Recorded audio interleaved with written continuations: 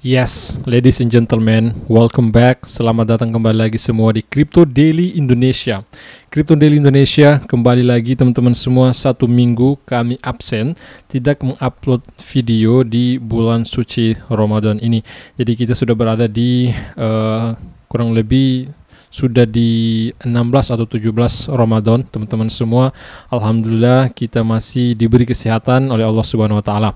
Baik teman-teman semua, kembali saya akan sampaikan kepada teman-teman semua apa yang terjadi di ruang kripto kembali, kejadian apa yang terjadi di ruang kripto. Kemudian saya akan melihat juga secara teknikal analisisnya untuk Bitcoin, bagaimana situasi Bitcoin dalam beberapa hari terakhir. Dalam 1 minggu terakhir bagaimana sih performanya, maka kita akan update pada kesempatan kali ini. Dan kita akan melihat juga crypto bubbles top 100 berdasarkan market cap, ya, seperti itu.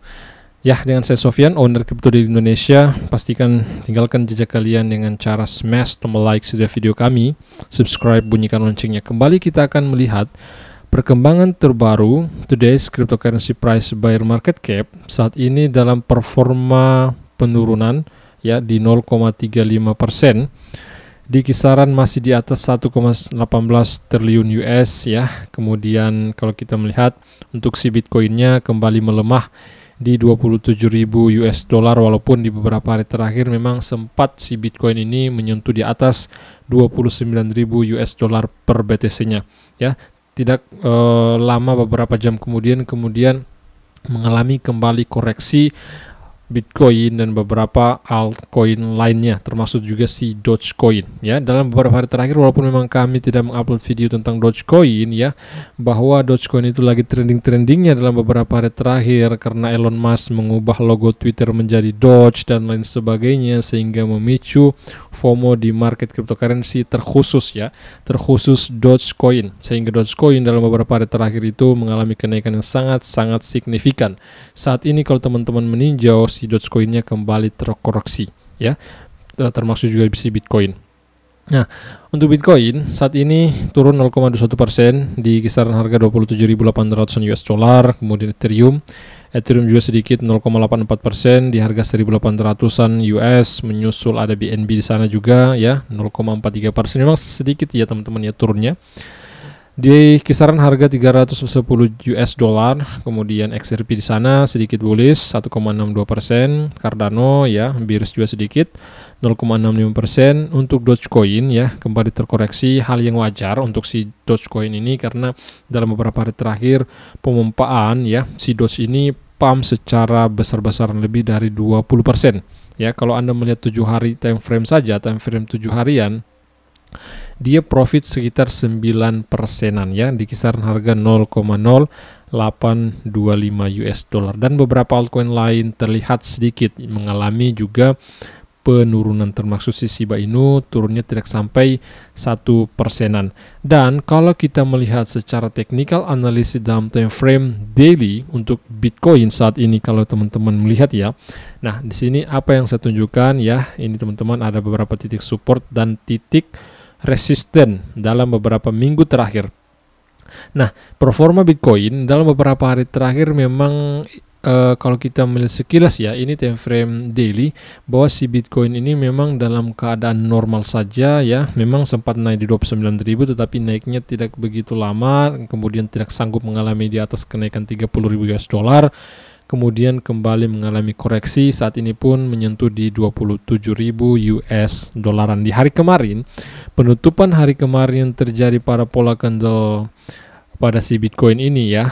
Nah, kemarin itu terbentuk pola candle bearish, dan saat ini semenjak pembukaan hari ini pun performa Bitcoin masih dalam pola candle bearish semenjak pembukaan di hari ini, di hari Jumat ini, seperti itu.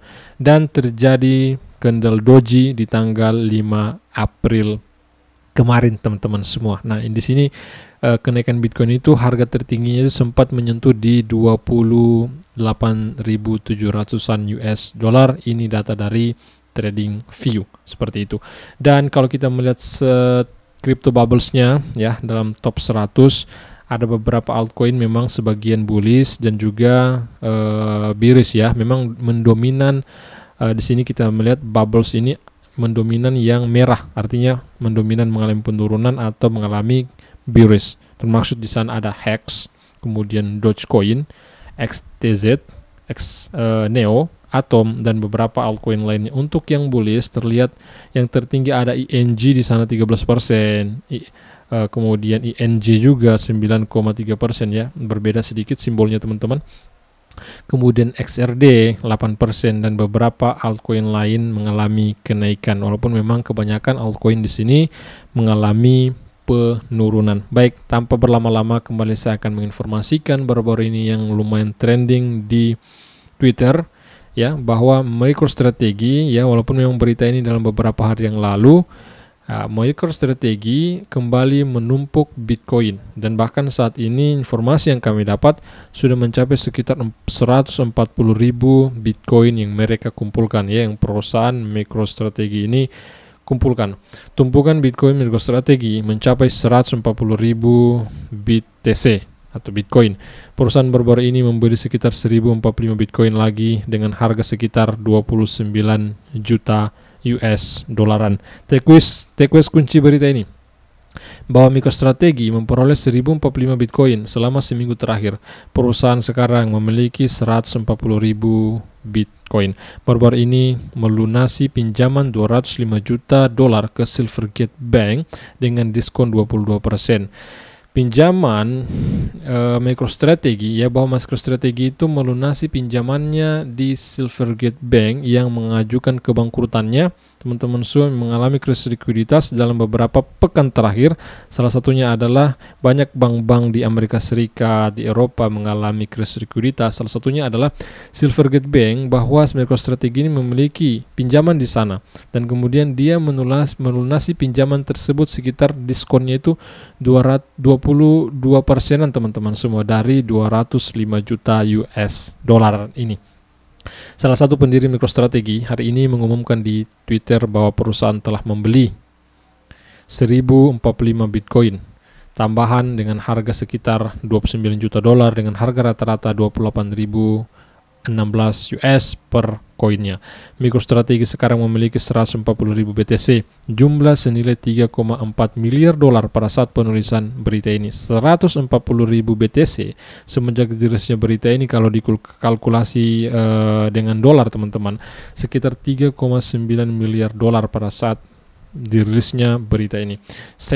Michael Saylor maksud saya, mengindikasikan dalam tweetnya bahwa harga rata-rata akuisisi MicroStrategy adalah 29.803 per Bitcoinnya. MicroStrategy mengumumkan minggu lalu bahwa mereka telah melunasi pinjamannya sebesar 205 juta dolar kepada Silvergate Bank setelah kematian mendadak bank tersebut. Pinjaman tersebut dijamin dengan 34.619 kepemilikan Bitcoin perusahaan serta cadangan kas senilai 5 juta dolar yang disimpan di Silvergate. Karena pinjaman tersebut dijadwalkan jatuh tempo pada Maret 2025 di tahun 2025 ke depan, bahwa MicroStrategy berhasil membuat perjanjian dengan Silvergate untuk membayar iurannya lebih awal ya, hanya dengan 161 juta dolar, diskon kurang lebih dari 205 juta yang seharusnya dibayar.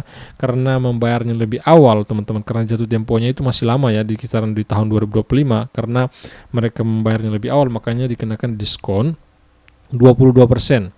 Maka dolarannya sekitar 161 juta dolaran. Next up, pada hari yang sama MicroStrategy mengumumkan bahwa mereka telah memperoleh tambahan 6.455 BTC dengan harga sekitar 150 juta dolar dengan harga rata-rata sekitar 23.238 US per koinnya atau per BTC-nya. Beginilah info terbaru juga ya yang lumayan trending di Twitter dalam beberapa hari terakhir ini, yang penting saya sampaikan kepada teman-teman semua. Mungkin di antara Anda belum mengetahui berita ini, berita fundamental ini. Dan juga Department of Justice Amerika Serikat, salah satu analitik on-chain, mengidentifikasi bahwa pemerintah Amerika Serikat ya, dana yang ditahan akibat pengeksploitasian yang terjadi dalam beberapa tahun terakhir ya, dana itu ditahan oleh Department of Justice. Maka pelacak on-chain ini mengidentifikasi bahwa pemerintah Amerika Serikat telah menjual sebagian besar pemilikan Bitcoin mereka, terjadi di sekitaran bulan Maret teman-teman semua. DOJ melikuidasi simpan Bitcoin Silk Road yang disita. Ya, jadi dalam beberapa tahun terakhir memang ada salah satu pengeksploitasi itu melakukan peretasan teman-teman semua ya, sangat banyak, puluhan ribu Bitcoin, tetapi hal ini diketahui teman-teman semua. Penipuan kawat yang dilakukan oleh salah seorang mungkin ya, namanya adalah Zong, teman-teman semua. Maka dia telah berhasil ditangkap dan dia juga mengakui kesalahan tersebut ya. Yang dana yang dia retas sekitar 50.000 Bitcoinan ya, informasi yang saya dapat seperti itu. Pemerintah Amerika Serikat menjual 9.861 BTC pada 14 Maret yang lalu. Kenapa ketahuan? Karena ada beberapa perusahaan analitik on-chain mengidentifikasi alamat ini berasal dari pemerintah Amerika Serikat, ya, dalam kurung DOJ ini, Department of Justice, yang kemudian mereka mengidentifikasi bahwa dompet-dompet ini berasal dari pemerintah Amerika Serikat yang mereka lihat itu berasal dari Coinbase, teman-teman semua, dompet dari Coinbase. Kemudian mereka menjual kepemilikan Bitcoin mereka. Pemerintah Amerika Serikat telah mulai melikuidasi Bitcoin yang disita dari pengeksploitasi Silk Road James Zong ya. Jadi pengeksploitasiannya namanya adalah yang mengeksploitasi ya, yang meretas maksudnya, yaitu James Zong. DOJ sudah menjual sekitar 9.861 BTC pada 14 Maret, menghasilkan 215 jutaan dolar. Ia berencana untuk menjual 41.490 BTC yang tersisa dalam 4 cicilan selama tahun ini. Nah, pemerintah Amerika Serikat, DOJ ini, teman-teman, dana yang ditahan ini, hasil pengeksploitasian ini. Nah, pemerintah Amerika Serikat berencana menjual seluruh sekitar 41 ribuan ya yang tersisa ini. Mereka berencana untuk menjualnya, mencicilnya, menjual di tahun ini, kalender tahun ini, di tahun 2023 ini. Menurut dokumen tersebut, pemerintah pada satu titik memegang total 51.351 BTC senilai sekitar 1,4 miliar dolar pada harga saat ini, sehubungan dengan Silk Road tadi, teman-teman semua ya. Sumber pengeksploitasi ya, yang sebagian besar berasal dari Zong. Dari kepemilikan ini 9.861 BTC dijual pada 14 Maret, menjaring DOJ lebih dari 215,5 juta dolar. Pengajuan tersebut menyatakan bahwa pemerintah membayar sekitar 215.738 US sebagai biaya untuk transaksi tersebut. Ia berencana untuk menjual sisa 41.490 BTC atau sekitar 1,1 miliar dolar dalam 4 cicilan lagi selama tahun kalender, meskipun akan menunggu sampai hukuman Zong untuk melikuidasi gelombang kedua.